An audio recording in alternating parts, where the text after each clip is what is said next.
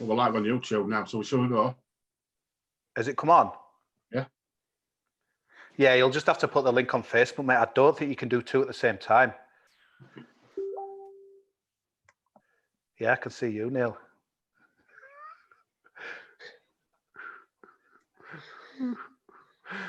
Oh, God, here we go. Right, good evening for those that you can see us now. This is Annie Takes That Chance, Rogue Nation. We've gone live, first time ever. We're not quite sure how this will work, but, you know, we're in unprecedented times and we're trying all sorts out. So we thought, why not just give it a go? Obviously, as usual, we are sponsored by Magic Rock Brewing. So thank you very much to them for all their support.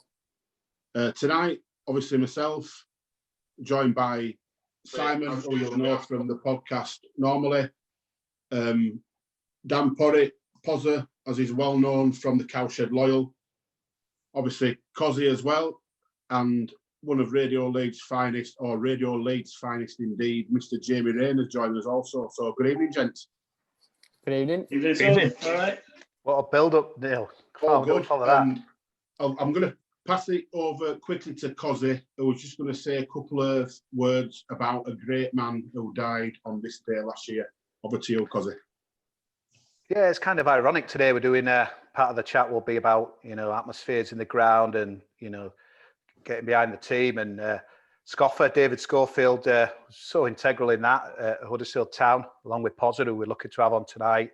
You know, the Cowshed Lol started with Pozza, then it went to North Stanlaw, then obviously back to the Cowshed Lords we know today. But Dave, yeah, a year ago a day he left us, but his memory will live on. Yeah, I think if he were listening above, he wouldn't want any misery or, you know, sad stories, really. The guy was a life and soul, really, and that as well. So, Neil, I think we've all got one of these, haven't we? But thanks to Andy Needham, who great sport of Huddersfield Town, he's given us today a bottle of Black Sambuca. I think you've got it as well, Neil, and I think there's a third bottle as well. But yeah, so obviously he's kind of doing his first live podcast tonight, and Scoffer passed away a year ago. So yeah, rest in peace, Dave, and what he must be making of everything now. I just got on in us really, because yeah, football now is it's surreal. But I suppose we've got a lot to chat about, guys. Jamie, I'll come to you. I mean, obviously, how much involvement have you had, you know, kind of getting back on? Can you even get to the training grounds to interview people, or is it all Zoom, or are you even working? What's the story, mate, with you? Well, it's certainly been different. You're quite right to say that. And like everyone has been, you know, everyone's adapting to how we have to follow protocols and social distancing being the absolute bare minimum when it comes to how we work in the office. And in terms of interaction with football clubs, like we are right now, you know, Zoom calls and getting used to doing things virtually. You know, absolutely, we're not allowed anywhere near the training grounds, because that is essential stuff that is needed for those football clubs to run under the protocols that the EFL have put forward for them to do so safely. So it's been definitely different. It's starting to pick back up, as you can imagine, with training back on now for football clubs. And of course, you know, a date has been given provisionally by the EFL. So we are waiting to see what is the next step for us and how best to hopefully cover the games as and when they return, if they return, of course, because it's all subject to government guidance, and we have to keep rigorously keeping up to date with every single round of testing, and if that falls in line with what the EFL deems safe, then we will come in and hopefully, you know, we'll be able to report in the manner that we wish or were doing before. So, but like I say, it's all very subject at the moment, and nothing can be clear, because nothing is clear still at this moment in time. It's taking its time, and we're just having to be patient, I guess. How's it going, Jamie, regarding getting stuff out of the clubs? Obviously, locally, it's really affecting, obviously, Town and Leeds in the Championship. What's the information sort of trail like between the clubs and yourselves at the moment? Well, from what I've seen and from, you know, predominantly working specifically with Huddersfield, it's been very, very good. The lines of communication have been fantastic, you know, and it's been great to get the access that we've been given to, you know, both players and management alike. You know, obviously a lot of people have got a lot of time on their hands as well, so there's a lot to talk about in that respect. But you know, it's just making sure that everything is done responsibly, and that's the message that we get from the football clubs and likewise from the governing bodies as well, because everyone wants to do this in the correct manner. Nothing needs to be rushed. Nobody wants anything to be rushed. And it's been, you know, it's been different. And I think everyone would accept that. And it's just been a situation, an environment that we've had to adapt to.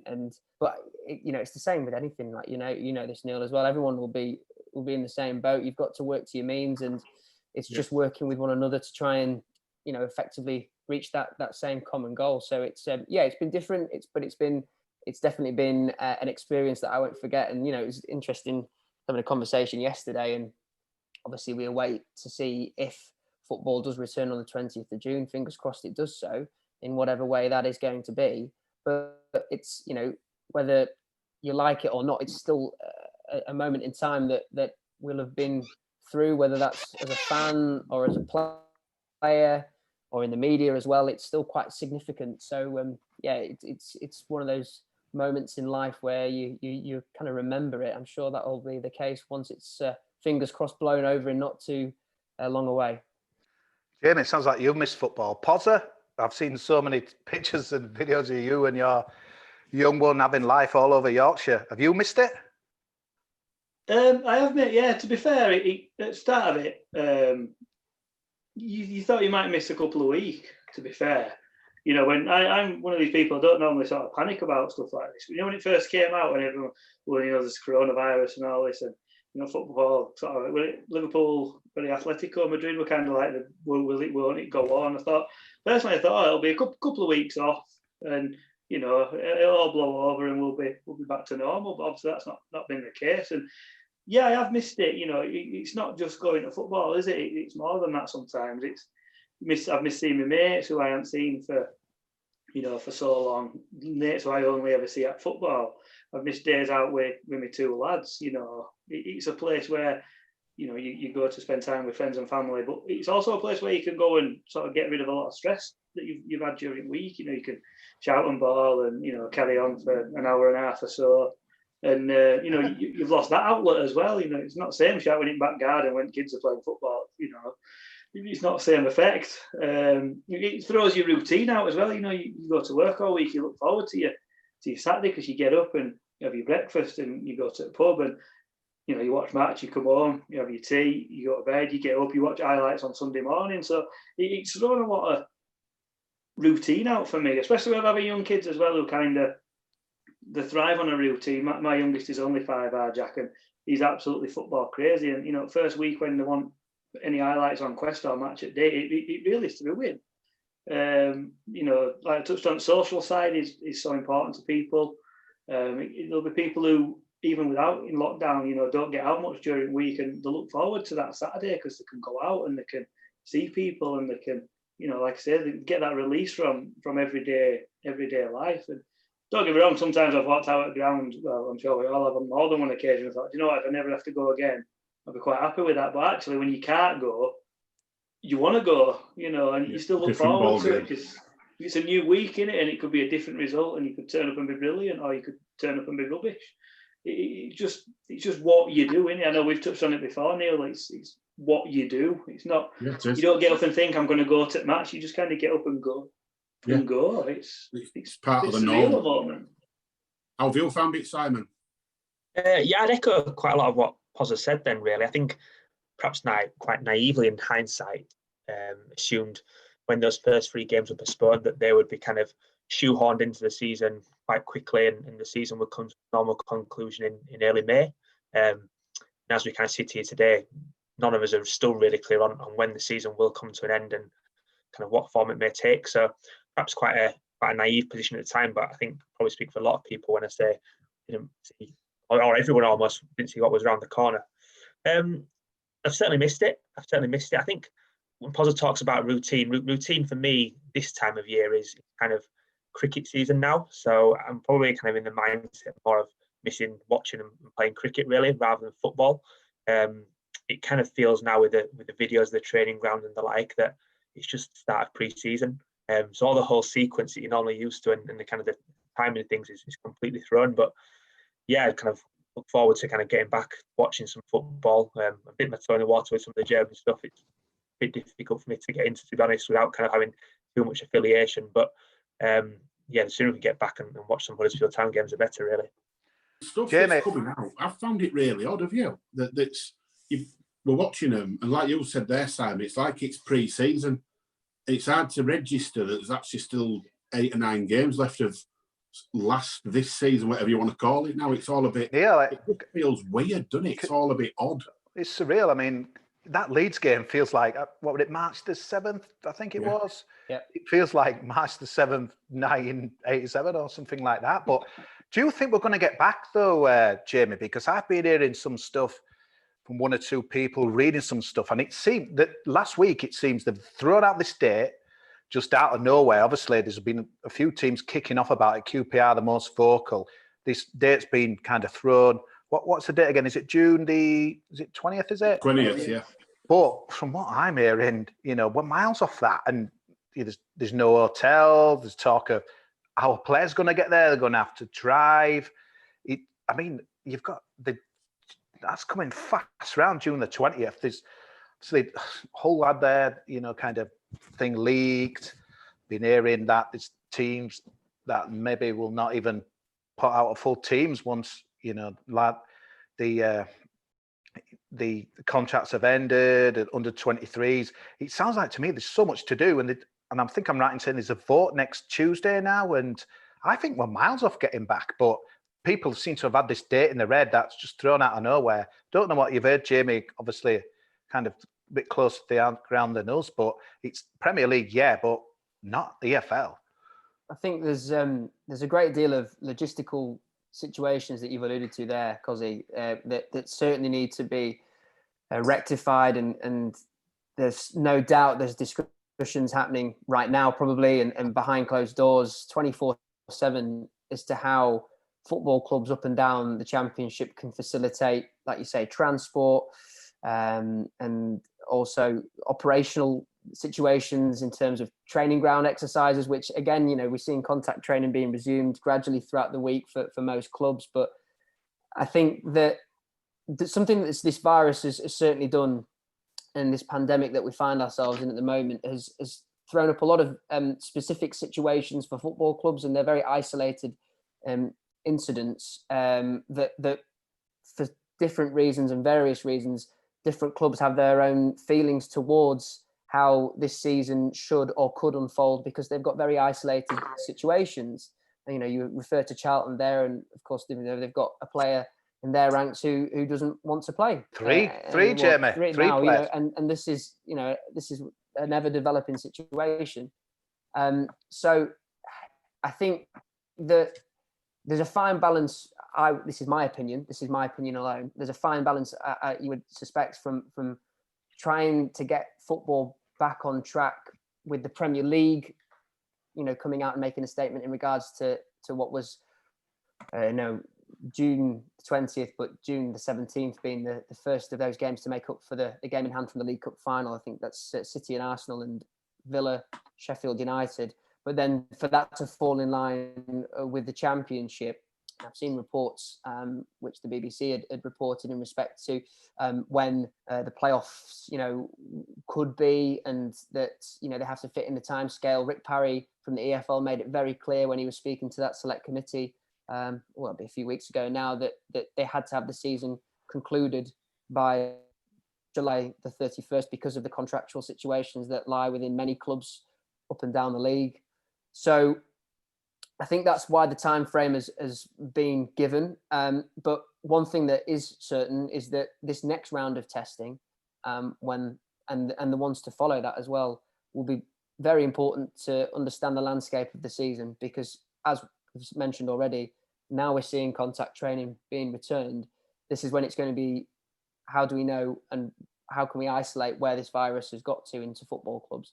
And hopefully, fingers crossed, the numbers aren't at all high in the next round of testing. But this will be important to see how that will unfold now that we know that contact training has been authorised and given the green light by the EFL towards clubs. I think the problem is, Jamie, there seems to be a lot of talk of getting this season finished, but it's what about the knock-on effect? Because, you know, they're wanting to get the next season done in August, no international breaks. You know, there's such a knock-on effect. I think there's been so much, to me, tunnel vision. We need to get the season finished, but I mean, it's 5 weeks, 9 games. In the Championship, you're probably playing that kind of game anyway, but they're hardly going to have a break, injuries, rest and stuff. There's such a mess. I mean, I was just watching a bit of a cricket thing today, but you probably watched the same, Jamie, where they're talking about hotel availability. I mean, it's just thin on the ground, isn't it, at the moment? And we're meant to be starting games, going to away games and stuff in two weeks' time. Pozza, do you think it's going to get back up and running in a couple of weeks? I'm not so sure. I can't see it myself, to be fair. Some of the reasons that have just been cited there haven't even entered my head in regards to hotels, you know, for away games and stuff. You've got someone travelling down to the South Coast, for example. Like, how do they get there? They can't all get on a 50-seater bus and go down on that because there won't be enough space. They can't go down on day because it's too far. There's a lot of, I mean, I think Jamie mentioned it earlier, they're not trying to rush it back, but have they just put these dates in just to appease people? You know, yeah, we're going to get going in June and we'll put it back and put it back and put it back. And we've chatted on Twitter, I think, a couple of times because of a couple of exchanges. For me, the moral aspect doesn't even sit right for me. There's a lot more going on in the world, and yeah, we've just discussed how important football is to people, and it is. Don't get me wrong, but there's a lot of other important stuff to get up and running for me personally before football. We've seen increase in tests coming back positive. Is it someone at times that is a ground staff member? Today has been announced. So that's not a player, but it's somebody who's been in close contact. So what happens now? Is it, you know, the players have to isolate? Is it fair for them to go back to the families? There's a lot more to it than just trying to get 22 lads on a pitch and have a game of football. They're looking at changing how many subs you can have because they're citing, you know, player welfare. Well, to me, if it's not, you know, the welfare isn't, they can't play normally, don't play at all, is how it should be, really. I get that some clubs, you know, outside playoffs, just outside promotion, will argue they need to play it.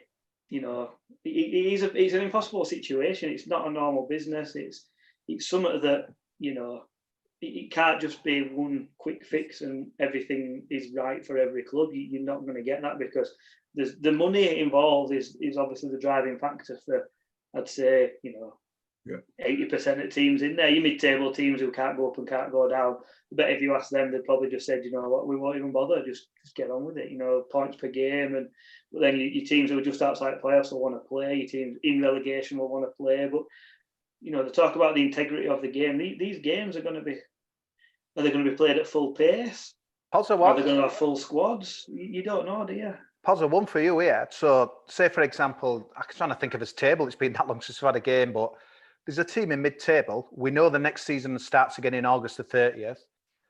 What's the point of playing a full-strength team? You might as well get them rested, get them right for the next season and stuff, and sling some under 23s in. But then straight away, that's completely skewed the competition. So saying finish it to keep the integrity, I don't think you've a prayer of keeping integrity by playing it either. So there's a million ways to look at it. I've always said, I said from the start that I think the season should be played out to a conclusion. When you're so far and you've 9 games left, teams have worked hard all season to earn the right to win things, to stay up, etc. But the longer this goes on, and I don't agree with points per game because it just doesn't work for me, but I think the longer this goes on, and depending, like Jamie said, what the test come back as next week, I think the points per game becomes a lot more of a reality. I just want to come in on Jamie's point about tests, actually, because I guess I'm not clear on in my mind is what the threshold is. So, say for example, a club returns 1 negative test, 2 negative tests, 5 negative tests. Where do we draw the line, and where do we say it's okay to proceed versus it's not okay to proceed? And I'm assuming those conversations have happened behind closed doors, but kind of some clubs could be severely more disadvantaged than others. and again, kind of just all adds to the complexity, really. Look at Charlton, the situation that's come out with Charlton. You know, they're arguably their best player has said he won't play, and a couple of others have said they won't play. So straight away, and you can't say you've got a player under contract. If they did play, they're going to be bothered. Do they want to be there? Is it worth risking everything for 9 games for them to looking at a move anyway? Neil, how many? There must be other Lyle Taylors knocking about. It's just that he's gone public. He's gone public with it. Boyer's gone public. It's not like Boyer to open his gob, is it? But yeah, but I reckon there's loads of other players. I mean, who's out of contract with us, Neil? Danny Simpson, is he one? Danny Simpson's going to be one. Kachunga, Kwana, Tankovic. Yeah, we've got 5 or 6. There's a good 5, 6, 7, and then you're looking at the loans. Yeah. It's all, there's so much, and then like Phil mentioned before, we made him on last time he came on. Transfer window, how does that work? Because transfer window will be open now. So how does that work? Because that's how a lot of clubs like us survive. I saw tweets. Do we sell Carl Grant for 20 million in January? If he's still going to go in summer, whenever that may be, what do you get for him now? And if they've banked on X amount of money, and I appreciate that if his value plummets because of all this, it's relevant that everywhere else it'll be the same for other players. But players like that really going to want to come back and play 9 games in uncertain circumstances and put on edge a possible move to Premier League or whatever in whenever transfer window does arrive. Lyle Taylor's going to get absolute pelters, isn't it? But Jamie, what do you? I don't blame him. And the trouble is, you get the old timers like Neville Carey. I'd have played, but he's 30 years old. It sounds like he's pretty certain he's got a big move sorted. Can you really blame him? The trouble is, fans. If it had been a town striker, let's be honest, say if it were Grant in the same situation, maybe when you've got your blue and white kind of specs on, you feel differently. But I find it hard to blame the guy. It's just COVID that's done it, nothing else.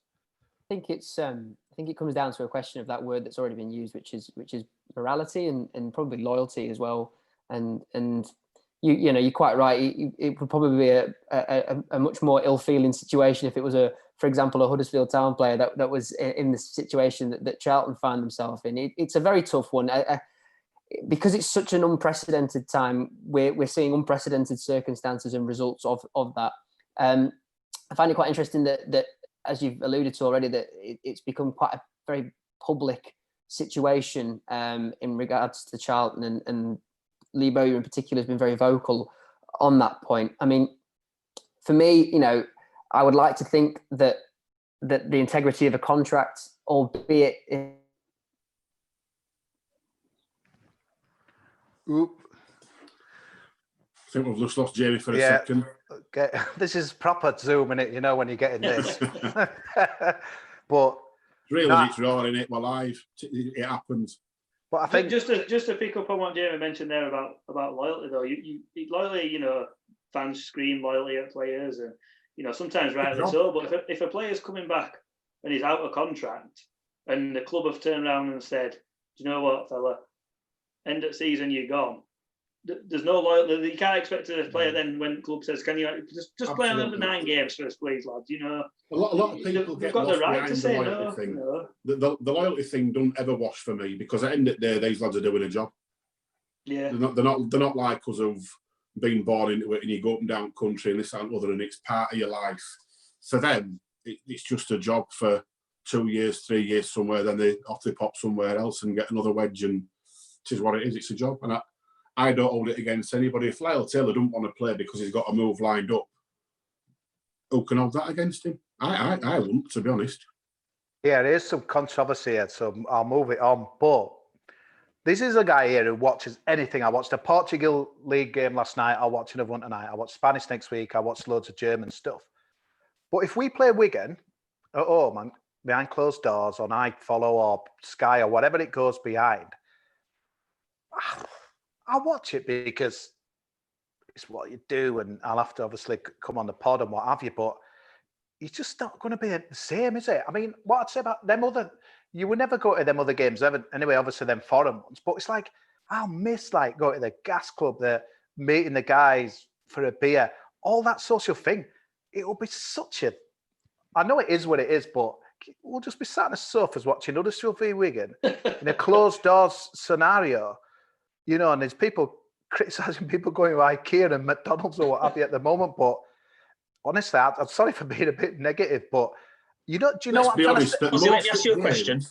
Go on, Ozzy, Si. so if, say Huddersfield Town, 20,000 average gate probably this season, something around that number.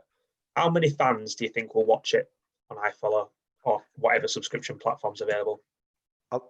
I've spoken to a few people who can't be asked, but it's all right saying it. But then once match day comes, once it gets to 3 o'clock on Saturday, and you know that they're on, and you can just flick your telly and watch it, most people will watch it. Let's be honest, I've watched some absolute garbage over the last 12 weeks, haven't we? So why wouldn't you watch that? I think you probably get 20,000 log on at 3 o'clock, and then by 3:15 you might have 10,000 log off. You know what I mean? I mean, I've watched. I adopted Dynamo Brest as a Belarus Premier League team, so I've been watching a bit of them. Here he is, the glory seeker himself. And I've watched a few of them. I mean, I watched. They got to the final the other day and they lost in last minute of extra time. So it was very typical Town. You know, quite a good team to pick. But they've had a few fans there, and there's been absolutely no atmosphere, and it's just boring, to be fair. I watched half an hour of Dortmund against Schalke, and I've never been so bored in all my life. And I actually saw Dortmund score a good goal, and there's nothing. It was just like watching a training game. And for me, football without fans ain't football. And what I'd say to you guys, though, because I've watched quite a bit of it, you get used to it. You get used to it. You know what, though? You might get used to it, but you picture, and I've said this a few times, and I'm no Leeds fan, by the way, but you picture you're a Leeds fan or a West Brom fan or a Coventry fan, and we're all absolutely storming their leagues at the minute. You're going to play to win promotion at your home ground in front of an empty stadium with just voices of ball boys and coaching staff and other players. You score winner at Cop End or at whatever end it is at West Brom and what have you, to nobody. That's not what, and those who go in, week out like us. Imagine if Town had won promotion at playoffs, empty Wembley for finals. Neil, can I use my point again, though? Again, that I wheeled out because I like it. But sometimes you want the Five Guys, Neil. You end up with a McDonald's, don't you? That's if you can get in the drive-through. But Jamie, you know, but you get used to. You'll get used to it, Neil. But my argument is, it's a social bit. It's a social bit. 12 o'clock on a Saturday, I want to be in Town Centre having a beer. I want to be watching the 12:30 game. I want to be going down Leeds Road. All right, it is what it is. But we'll join you for one here. We'll zoom Town against Wigan. Yeah, but Neil, you can't.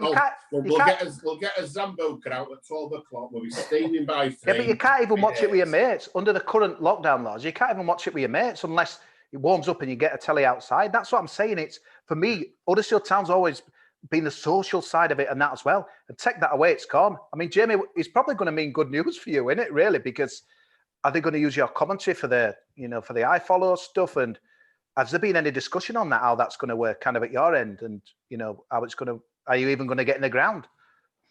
Again, I hate to sound like a broken record, but it really is unknown at the moment.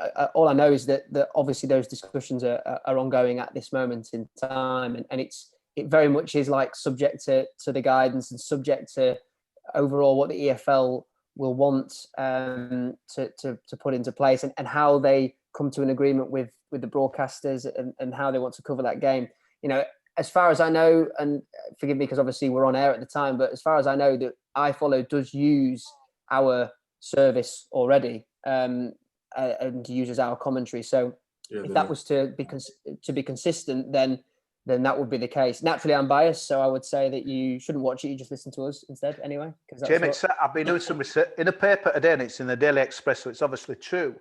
There's going to be 15 radio. This is Premier League, though. 15 radio commentators allowed. There's going to be 300 people, including the players, allowed.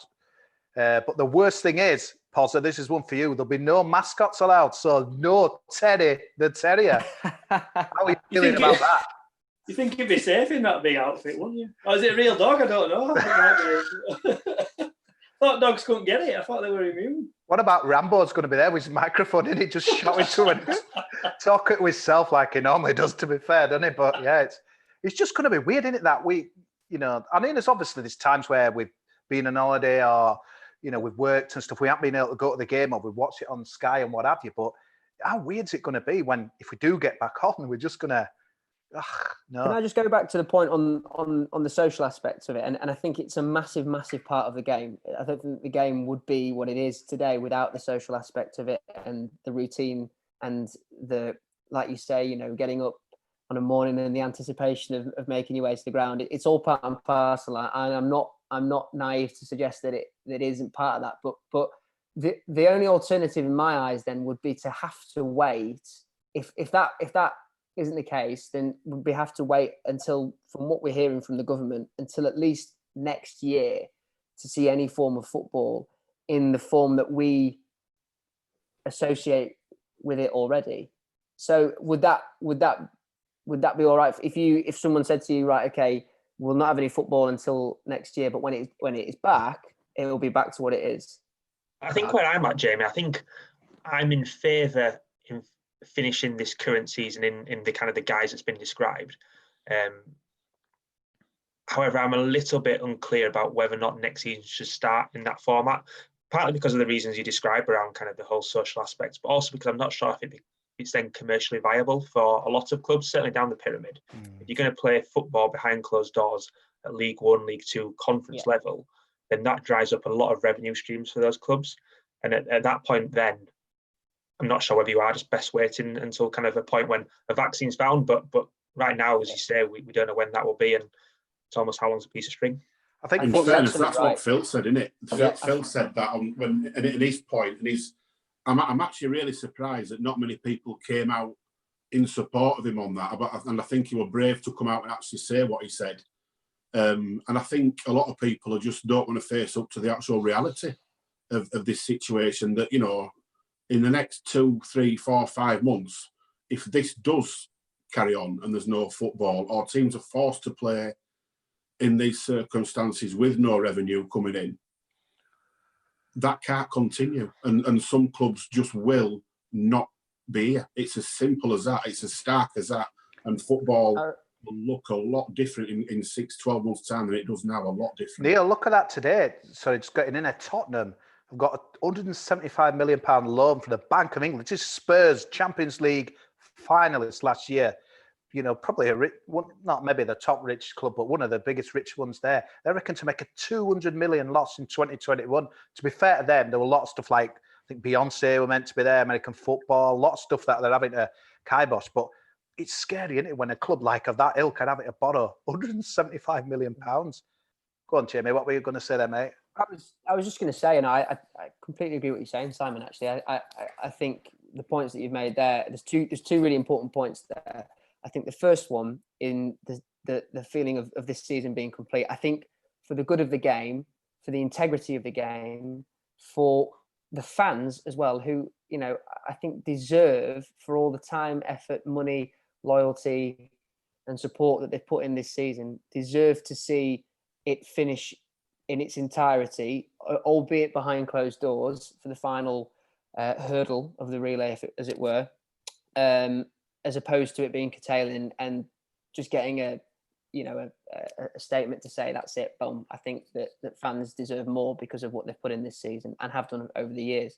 But I think you're absolutely right to say that this situation, and I remember listening to the podcast that you did with Phil, and he said this really early on, and it's only really been echoed in recent weeks once again, that this will, as he said at the time, and thus has shown the financial fall downs that exist within particularly the championship and the business model, which again Rick Parry alluded to when he spoke to the select committee, is that it clearly needs a shake-up. This situation has shown that football probably got out of hand in terms of its finances and its business model, and that we can't force clubs to be put into a situation that could financially cripple them. And I think League Two has been brave in its sense to do that and make a stand. And you feel as if, will that become more consistent as time goes on? Who knows?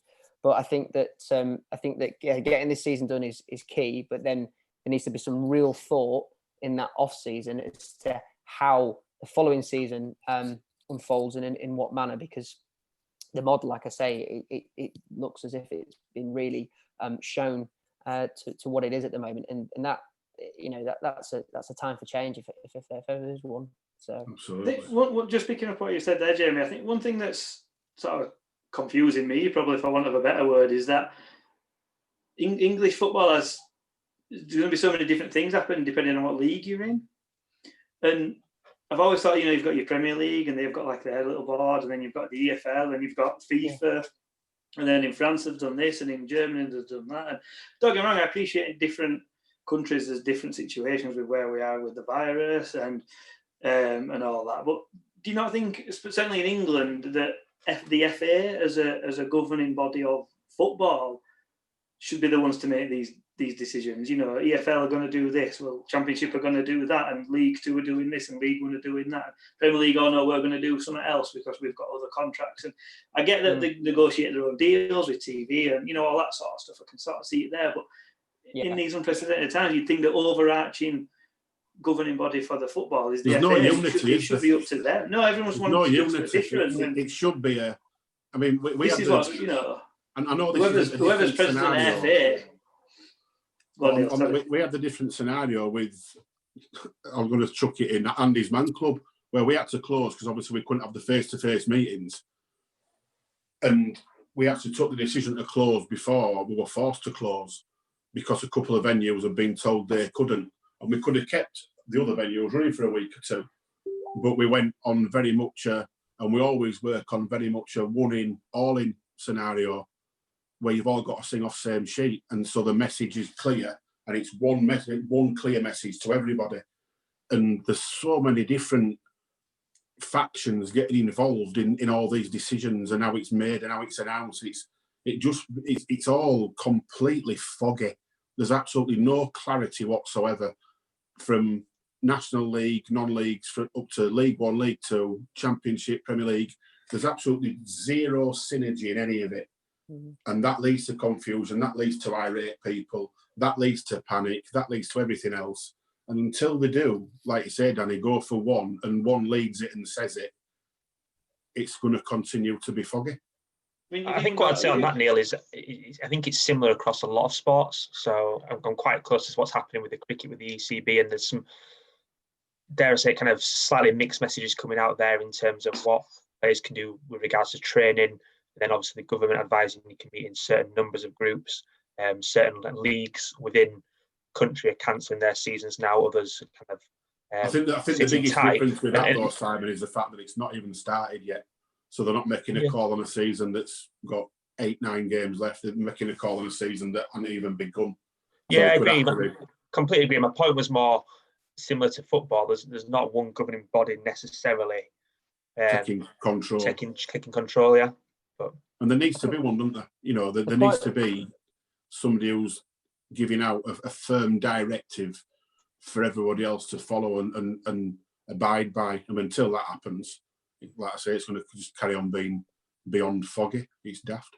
Trouble is, Neil, I think one size doesn't fit all, though, does it? It's like League Two, like Jamie said, it's just not cost viable to play. I mean, it's like the same with Rugby League at the moment. Rugby League are just dragging it out to get more furlough payments so then they can start and maybe get a crowd back in. One thing I wanted to mention that has been, they're already talking about it in Germany and Spain, and whether it'll happen, I don't know. But obviously, we need to try and get fans back at some point and distancing and what have you. But could we have a situation where, say, our stadium, for example, we have 8,000 in, 12,000 in?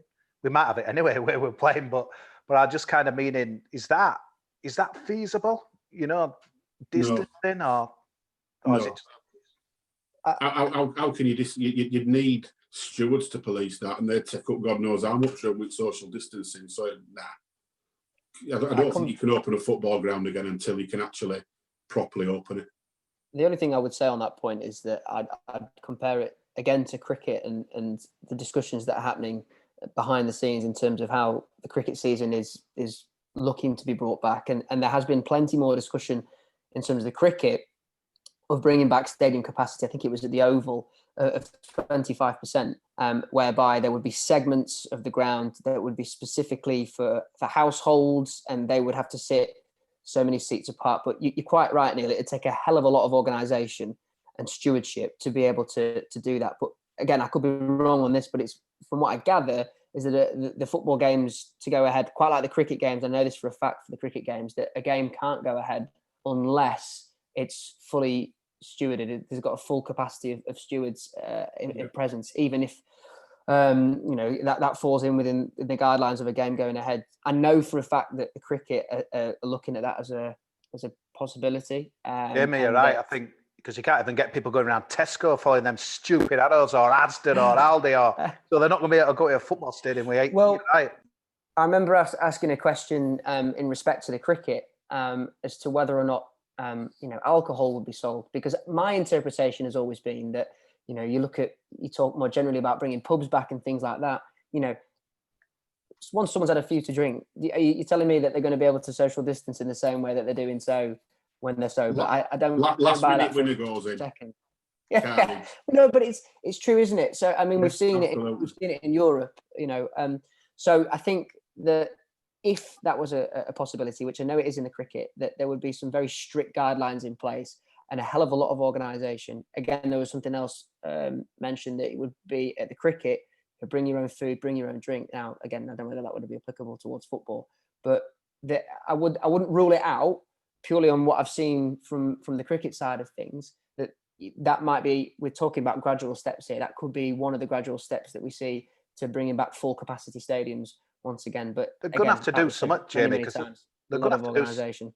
They're going to have to do something because there's not money. I mean, they're saying with rugby out there, it's just not viable apart from us getting the Sky money. They need people buy the shirts and what have you on that as well. I know people say without the fans, it's nothing, but I think they kind of maybe mean the atmosphere. I think without the fans, it's not, it's not viable financially. But I'll tell you, there's one thing that's been mentioned to me by quite a few people as well, is that bear in mind that everybody's paid out this season for season tickets and they're due another, how many old games have we got left? 4, 5, something like that. So people have paid out for those on the season tickets. And I've had people asking me if they'll be having to then pay to watch it on iFollow. Did you hear that about Schalke today, Neil? How bad was that? They changed their mind, but they basically said, if you want a refund, you had to write into Schalke and explain why you wanted it. And in other words, if you didn't have a job, you had to prove that you were unemployed. So there were an absolute, I'm going to swear, shitstorm, and they've retracted it and saying, look, pretty much you can get a refund on anything. But that's another thing to consider. I mean, I bought my season ticket for next season, and to be honest, I'm not fussed. The club could have the money, but most people I speak to want the money back. And God, it's what a mess. Neil, it won't bother you, mate. Some people have paid that out thinking they're going to carry on working, etc. There'll be some people who've paid it out now thinking, Christ, just bought 4 season tickets and I'm not working. Neil, I can understand those people wanting it back, to be honest. You're in executive box anyway, Neil, so you don't have to worry about that. You're distanced, aren't you? Just get yourself a beer out of the fridge, and I know what you're like. Forget, you don't go with Southdown with me and Pods. I'm not mixing with you ruffians.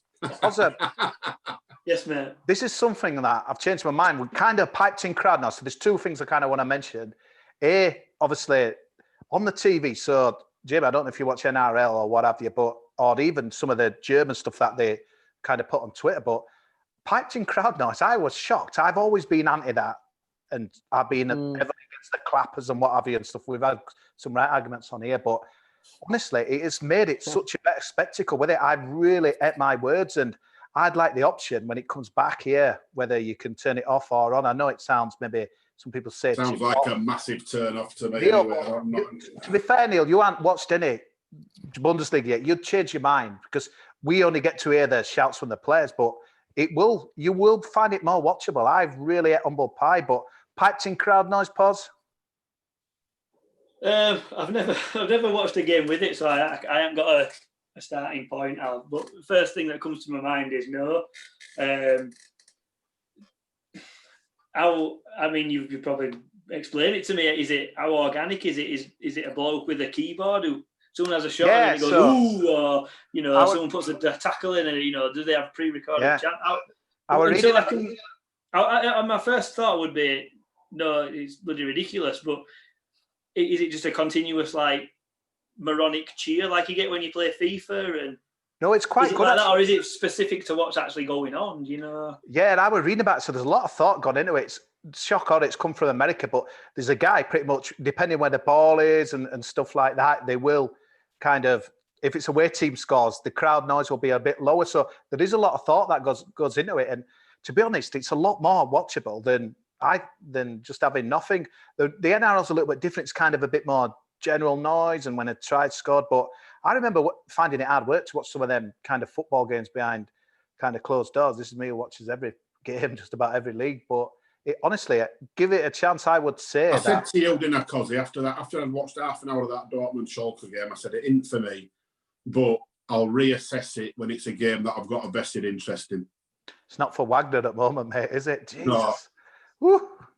I think just coming back to crowd noise, I think that, you know, your football is sporadic, innit? It's all right. We have Cowhead Loyal, and it's a little bit, I would say, more organised in the terms of we kind of like lead the chanting, but it's still organic to actually what's going on pitch. And if it can replicate that in some way, then, you know, maybe it would work. But as a straight off the bat question, to me, it would be a no. And who's it actually there for?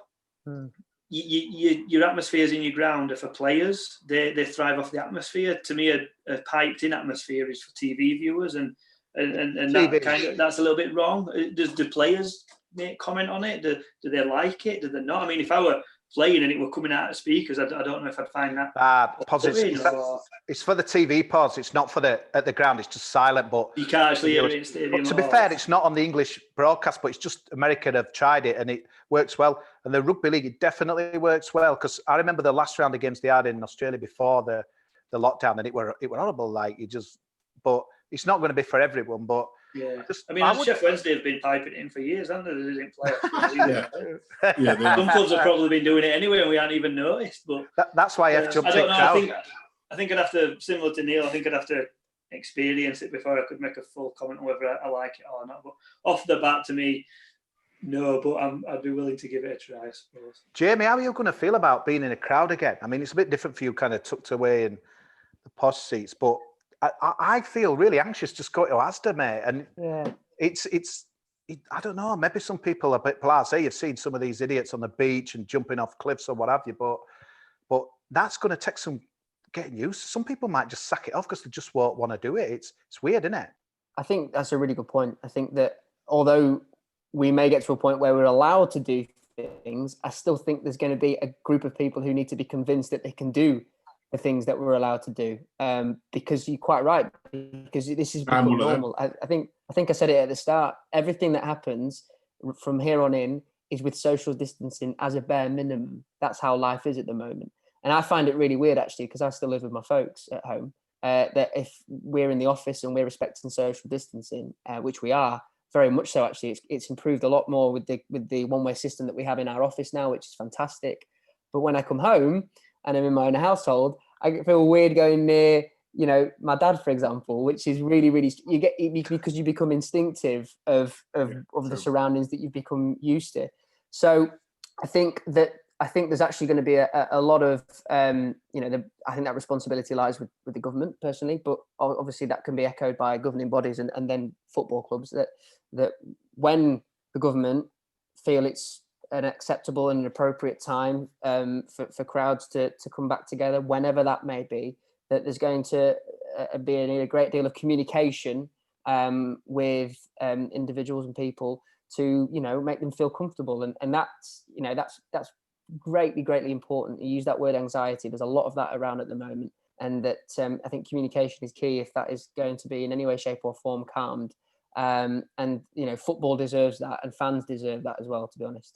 Neil, were you going to drive to Dorset last week and jump off that cliff? I'm sure you were, weren't you? We were having that chat. The old social distancing thing, it's really hard for me because I'm an hugger. I hug everybody. Love it. That's what it's all about. I love to shake somebody's hand. I love to give them an hug.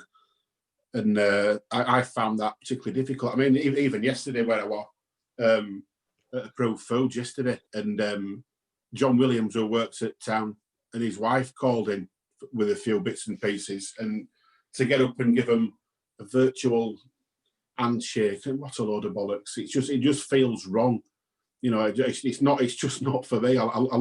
So being in a ground again, I'll find it really hard because I'm nervous about going back in a football ground now or anywhere where there's going to be any kind of large audience. I've not been in a shop ever since this started. Not once. Not once have I been in a shop getting everything delivered, people helping us out. So to go to a scenario where there's going to be 15,000 plus people in a football ground, no, not for me yet. And I think it'll take a long time for me to come to terms with the fact that that's okay again. And it'd need to be a proper big rubber stamped okay to go back for me. I think it'd be one of those that's personal decision for every single individual, because I'm leaning on other side of the fence, you know, with lockdown and social distancing. Don't get me wrong, I follow every guideline.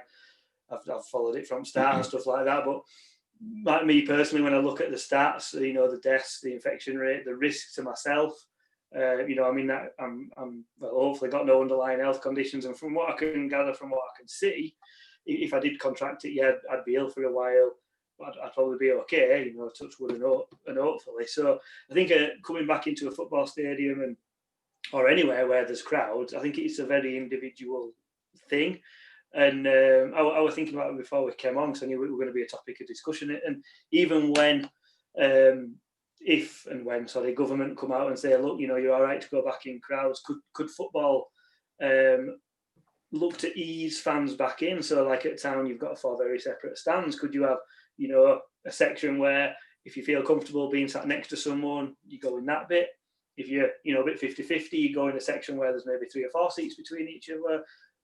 Another section where there's 10 seats and you dotted around, or your capacity would have to be reduced to accommodate that. But I think football clubs have got that sort of moral dilemma again to get the fans back in. And if the fans are like Neil, for example, what can they do to make his experience sort of almost weaning him back into going back to football? Could that be something that so the problem for me is that we've been isolating from family because my mum and Tracy's mum are both in high risk category, and for me the priority much more lies with being okay. So I'd much rather go and see them and spend time with them than go and sit in a football ground.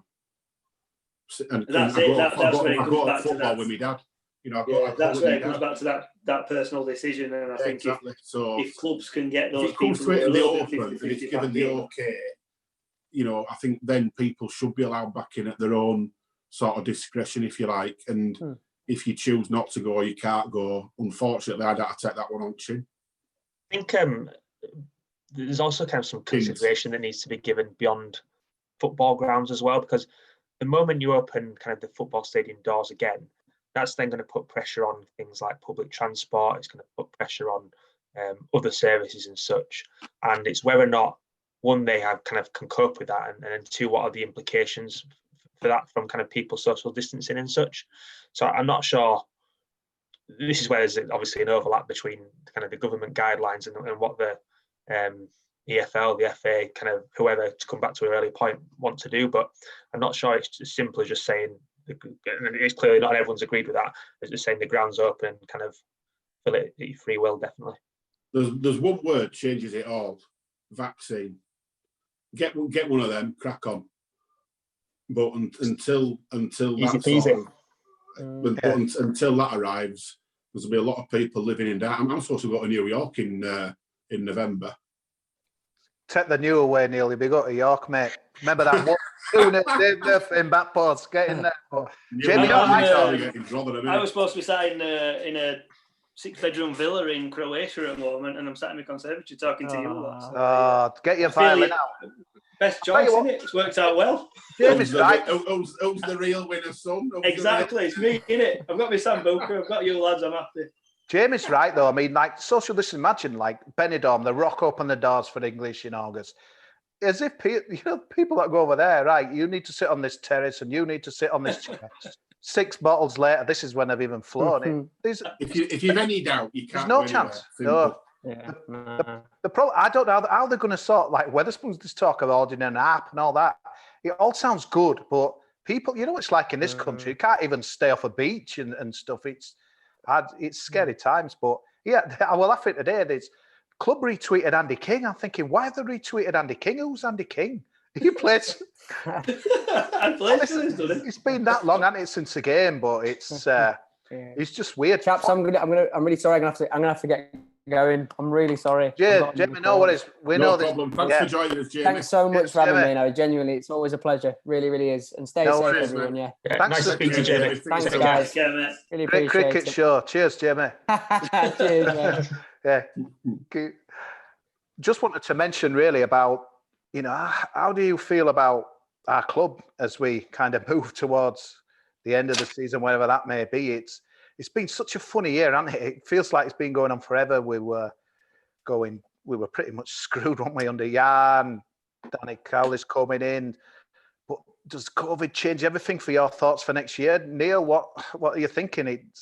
If he keeps us up, however it's points per game or whatever, it's a great job done, but it's so hard to gauge now, isn't it? Because who's going to have any money and impossible. I think the thing with that is because nobody's going to have any, or nobody in bottom three divisions is going to be going and throwing stupid money about. It just can't happen. It can't happen. I mean, Carl and Grant, we were 20 million in January. What's it worth now? Just because of this, you know. So I think that the whole scope, the whole sort of shape of football is going to completely change, and a lot of it for the better, if I'm honest. And I hope clubs will start living in the means a little bit more. Were you disappointed, Neil, that none of our guys took a pay cut? Have they been asked to, though? Do we know? Yeah, that's a good point. I think Onic Club can come out and answer that one properly, can't they? I mean, it's one of them, though. It's personal, isn't it, to each player, because every player will be on a different wage, and every player will have different outgoings and different contract lengths and all that sort of stuff. Exactly, yeah. You know, it's the same old story again, isn't it? If you're out of contract at end of June, are you going to take a pay cut for 3 months when you're off? And there's no new contract coming because you don't know where your next contract's coming from. Would you take a pay cut for 3 months? I probably wouldn't, if I'm honest. Well, why would you? Because you might not. But if I've been at the club 10 years, or if I've got 4 years left on my contract, I mean, I think the only thing is for me, it's not like they're asking them to take cuts permanently. The deferrals, so they'll get it back.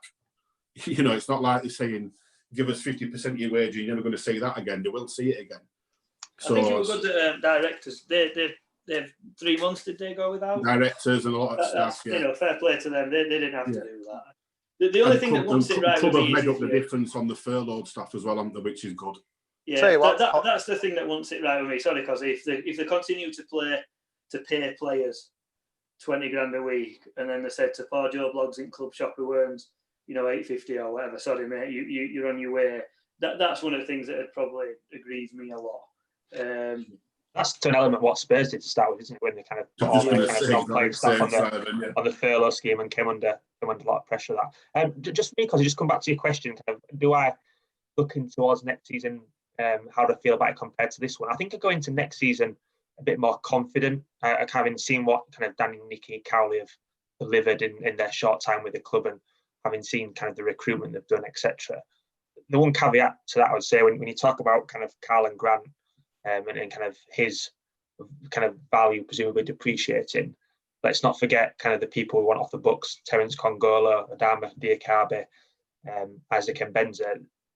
Frustratingly, their value will depreciate as well, and they'll still be on big chunky wages. So I am confident, but there's still a lot of work to be done. On the flip side of that, people you want to bring in, their values will have dropped as well. So Messi, is that a contract? And roundabouts on that.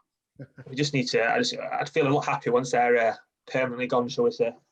Neil, what an easy year it's been for Phil Hodgkinson. Comes in, we started off on fire, didn't we, with that top manager, and then obviously this horrible disease has come, and he's got his own staff to look after as well at Pure League. Honestly, you just wouldn't wish this on your worst enemy. No, it's horrendous. I certainly don't envy. I mean, what a year to buy a football club. Jesus Christ.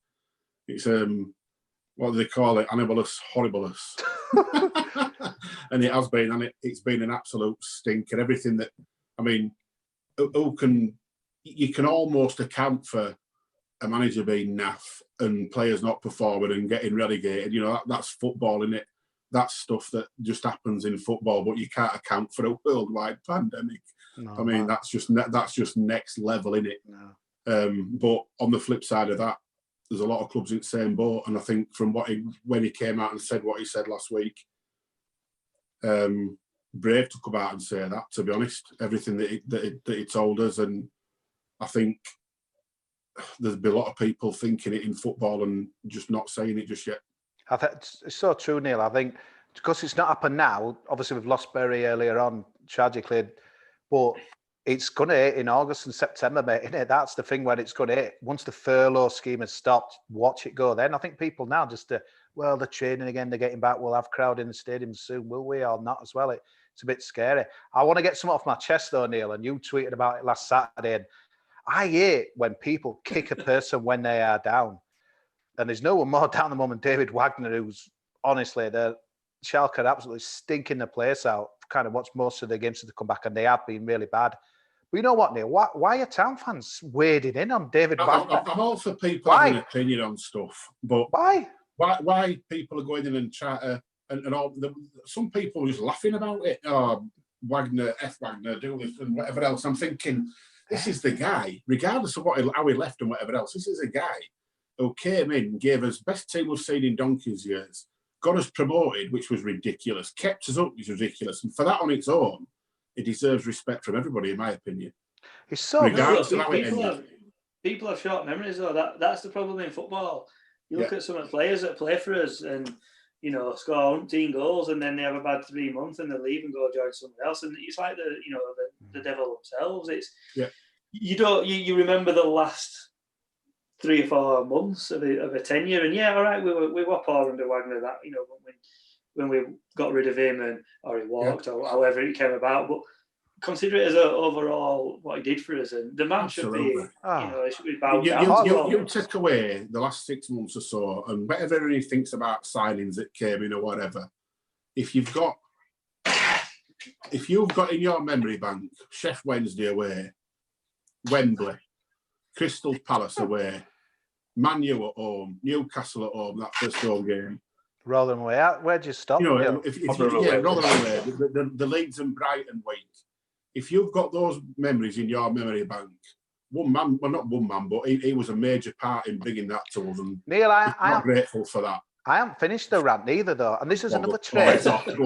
This is another trait. Why do people... So I saw non-town fans like, well, we're still a team. So someone's done some great work somewhere, right? And they have. All right, judge him on Schalke, they've been crap since the restart and they were crap before it and that as well. And yeah, you might not be doing well there if you've got some points or what have you, but don't pull a job that's been done apart. So I was seeing people tweet like, well, they were the worst team in the Premiership ever. Well, hang on a minute. We stayed up that first season against all odds. Don't pull someone's work apart when it were bloody good just to like suit an argument. I know social media is what it is, but it does my head in. Criticise his Schalke work, mate, after Christmas. Do that, but don't say Silver this and that and the other. Shut up, man. Do you know what it is? Because some people just like to be right, and you'll have someone who'll come in and we'll take Wagner for example. People talk about that. Remember when we lost to Spurs? Was it 4-0? Yeah. People will bang on about that was a turning point for Wagner, and after that match, everything went to pot and all that sort of stuff. And if you actually take a step back and look at that season after Spurs. All right, yeah, we sort of changed a little bit, but we still beat the teams that we were expected to beat. We beat the teams at the bottom. I think we beat Bournemouth 4-1. Man United. We beat Man United at home. We drew with Man City away. We drew with Chelsea away. And all right, Man City and Chelsea away. We went into the last 3 games at season and drew away at Chelsea and Man City, who let one go. Exactly. All right, we didn't go out there and play attacking football, but do you know what? If you're winning football, nobody cares how you play. You can play the most defensive, long ball, mind-numbingly boring football. You're top of league winning 1-0 every week. Everybody loves it. 4 games without a win, all of a sudden that manager is useless. And it is so bad.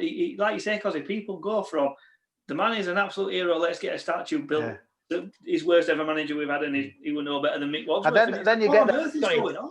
No, it's funny, cause people need something to talk about. Sorry, mate. People need something to talk about. No, that's all right. Go for it. And right now, there's not much else to talk about, so they'll just jump on that. And I think it wouldn't get the airtime. It wouldn't get the kind of negativity that you talk about, where everything else back where normal life, so to speak. There's not much else to talk about. Let's default to that and give someone kind of people opportunity to say something. But I agree with you. It's unnecessary. And, they have been rubbish. They have been absolutely appalling. The one thing that did make me laugh, and I shouldn't say it, and I'd never say it to his face. So obviously over there, and it'll be over here, they can't have as many fourth officials. So they were losing last week at home, and you have to have someone with a board up. You know how many minutes left? It was Christoph Bueller. So they were getting beat, and he's putting a 3 up, and you know what his face is like. Even when we went up, he was hardly smiling, and he would just lay like that. Look at that board.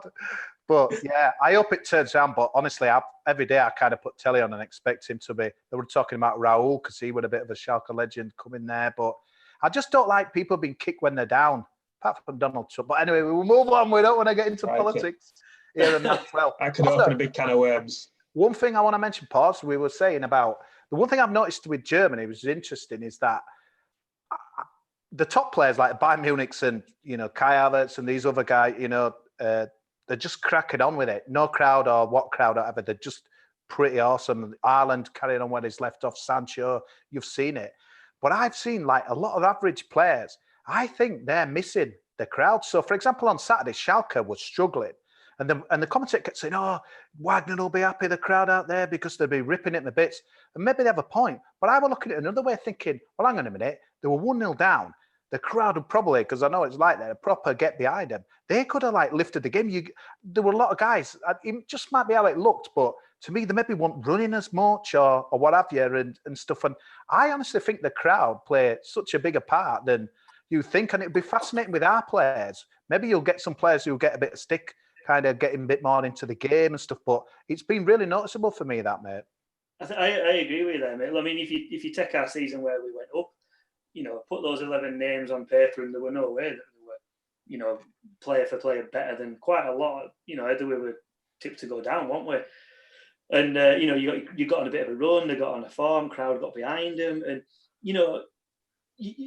I've played football at a low level, and I try to transfer when I used to play to what a professional might think, and even playing Sunday League in Park. I mean, Neil used to manage me, so he'll know. But if you had 10 or 15 lads from pub. Way now. We want way now. We want way now. We want way now. What I'm getting at though is if you we used to play for pub side, and you might on a Sunday morning you might get 10 or 15 of them come down to have a watch and support you and stuff. And if you were running football or whatever, you almost had that. These lads have come to watch, so I better put a bit of effort in here, because if not, I'm just going to get a load of stick. And sometimes I think on pitch as well, if as a player, you've got a responsibility to put that effort in for the paying fans. And if there's no one there, do you just think, well, I could probably make that if I ran at full pace, but if I don't make it, there's not 3,000 folk here who are going to give me a bollocking for not making it. So you know what? I'm just not going to bother. Everything that you've just said there, and then add into that you're out of contract in 3 weeks' time. Exactly. You're not putting a new one. There's a 50-50 going in front of Kilnabank. Are you going for it? Nah. You probably would, like you say, if a crowd were there, you're thinking, if I don't, I'm going to get some stick, so I will. Yeah. If there's nobody there to give you a stick, what's to stop you, just like Neil says, thinking, do you know what, have it, fella? And, turning a 50-50 into a 40-60. Yeah. I'll be surprised if Johnny Hogg will do it, but yeah. It's interesting that, and the away record as well. Again, it's only a small size sample. I've been dying to say that. I've been watching a lot of programs. A small size sample, lads. Story of my life. But anyway, we'll move on. But 36, I've got either the stats, 18 out of 36 games being won by the away team. So it's definitely having an effect on it, like home and away advantage and stuff. And that's why they've been on about neutral grounds. And I'm thinking, from what we've seen so far, does it really matter where we're playing? We could be playing on a park. It really, I mean, you saw what the atmosphere did to us. It probably lifted us over the line. A lot of games. I tell you what, purely going on the lack of coaches and travel and stuff, clubs should be able to play at their own ground and their own games. Simple. Yeah, it looks like the point that kind of Jamie was making around hotels and that sort of thing. Kind of, if you go to neutral grounds, it's only going to place more stress on that sort of stuff, really, isn't it? Yeah, you can't do it. I think in this situation, people are always going to find flaws, and people are always going to find potential issues. Some decisions are going to have to be made at some point, and for me, kind of whether you play neutral grounds or home venues is quite far down the list of things. I think there's a lot of other things to kind of get sorted before you get to that, really. I've seen someone tweet, I can't remember if it was a town fan or just a generic fan tweet that got retweeted a few times, and it was saying, why don't all players go and stay together somewhere, for example? And on face of it, you think, do you know what, that doesn't sound a bad idea. But no hotels that have them. Well, there's no hotels, but also as well, is that fair? You look at some. I mean, I follow Harry Toffolo on his social media and stuff, and he's got 2 young lads. And is it fair that they miss out on the dad for 5, 6, 7, 8, 9, 10 weeks just so we can get a bit of football on to? And you know what? And you've got right. to then factor that into performances as well. Exactly, yeah. It's bad enough. They're probably away a lot anyway. So is it? It's just one of them, and I think Simon's got it nailed on the head. There's not a way that you'll please every fan, every player, every club, every. I think TV everyone would have been happy. Like you said earlier on, though, I think everyone would have been happy if there'd have been some kind of leadership from one body, and it's we're doing this, and then this is what's happening. Regardless whether you agree with it all or not, it's the end. That's what's happening in rest of business, where there's businesses and directors or whoever runs McDonald's, for example, made a decision at some point and said all McDonald's are shutting, and that were before they were forced to shut. So why can't someone who I don't know who's president of FA or whatever they are these days, but why can't he just say, or she, it stops now, it's getting ridiculous, season's finished, we're going to do this, appreciate, you might miss out on playoffs, or you might, this could have happened, that could have happened, that could have happened, but that could have all happened anyway before this kicked off. And repercussions are the repercussions, It's like a little business that was up in Village, Betty's Baps Cafe, they've had to shut and they've lost custom, and it's just, unfortunately, that's going to happen to football. Football seems to be put above everything else a lot of time, and that's something else that doesn't always sit right with me, that, let's get football and let's get football and let's get football. My kids can't go to school yet. That's a bigger priority. Let's get kids back to school and then worry about football. Do you know, it just seems that always when there's ever going on that's big, football gets put above everything else, and football's more important than everything else. And actually, it's not. Exactly. It's all down to money. And I think that they're just trying to get it back on as quick as they can, just for money, which is sad, really, in a way. Neil, lockdown's been good for us. We've had some absolute legends in our living room on our screens. I mean, it's been incredible. It's been incredible, mate, hasn't it? What's been your favourite? That's harsh, isn't it? Darren Bullock were immense, wasn't he? God. See, I've done some different stuff, and because I've done podcasts for us, and I've done them for AMC as well. So I'm looking at it from 2 different angles. But look, going the ones that we've done, I thought Ian Dunn were brilliant. Jacko were brilliant. But when F were just off the scale. I mean, the man is just absolute. He's a mentalist. But brilliant. I were howling at listening to. I went for a walk for our Stick F podcast on, and I'm walking down the street, and if there were anybody about, they must have thought, "What's up with him?" Because I was literally laughing out loud. The way that he was so enthusiastic, and it was infectious. That there right there is one of the reasons that we got promoted. I don't care what anybody says. Having someone like that in your dressing room, you must look forward to going in and thinking, "What on earth is that Burke going to be doing today?" Well, even when he's not kicked a ball all season in Premier League, apart from 2 games, there's that video from morning after Chelsea game. Yeah, he's diving around, following the Quattro song down the corridor, and you can't replicate people like that who are just proper team players, regardless. And listen to that podcast where I found it a bit heartbreaking, some of it, to be honest. The fact that he put his body on line and really hurt himself, and he hasn't really recovered since, just to get us over the line. And you think, a few times when he was talking, I were almost welling up because he was reliving the moment, but also thinking about him going through it all. And, Neil, we went to the reunion, didn't we? And again, another Zoom night hosted by the shooter Rambo with the Mickey Buxton. it would interest Neil Warnock on the telly, Neil, and you'll agree with this, but he was saying that because you're invited to a reunion and he doesn't think the modern day footballer would ever get together, I don't know, in 20 years. God, it sounds like a diss in this town team, but would we ever get a ball back on Zoom in 20 years' time? I think the game's just totally changed, but the pride of them guys had, didn't they, for like 100 goals and... Well, when you've got, with 11, 12 players they got on that night, from that championship winning team, you just think, wow, you sat in the face of here. These are Huddersfield Town legends. They got a promotion and ultimately, they won a league. That's legend status, isn't it? Well, to sit there and talk them, they were all just not. Football's changed, hasn't it? But they're just normal blokes, weren't they? And that were the big appeal for me of that night. It was great just sit there and listen to them. Class. Any other business guys before we call a halt to this historic? It's streaming, and I don't know if it is.